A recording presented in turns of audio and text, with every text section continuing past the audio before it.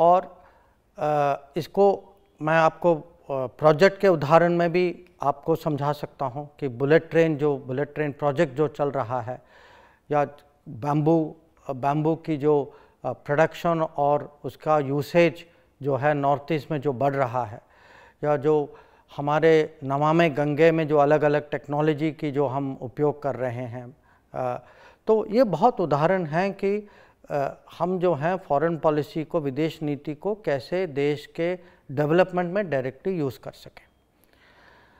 ये भी है कि देश की प्रतिष्ठा जो है पिछले 8 सालों में एक नए स्तर पर गई है, और ये राजनीतिक मुद्दों पर भी है या सांस्कृतिक उदाहरण भी हैं इसके।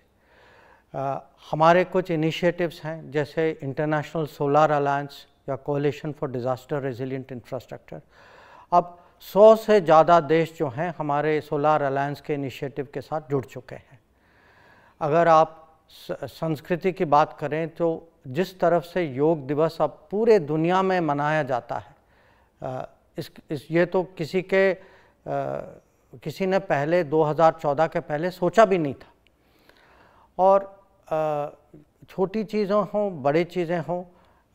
मैं कह सकता हूं कि आज आयुर्वेद हो, भारत की इनोवेशन और टैलेंट जो हो, हमारी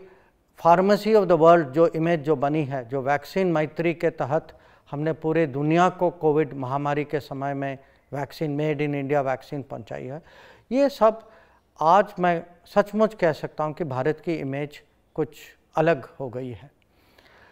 और आखिर में मैं ये भी कहूँगा कि जो सामान्य नागरिक जो हैं उनके लिए क्या फ़र्क पड़ा पिछले 8 सालों में, और वो आजकल उनके लिए पासपोर्ट मिलना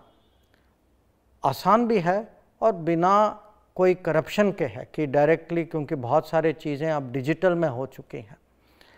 या जब बाहर जाते हैं उनकी सुरक्षा, उसके लिए एक फ़ंड है जिसका यूसेज जो है, उसकी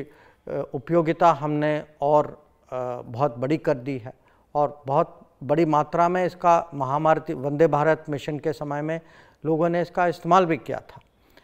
और जब कहीं संकट में फंस जाते हैं, जैसे हमारे विद्यार्थी जो यूक्रेन में थे,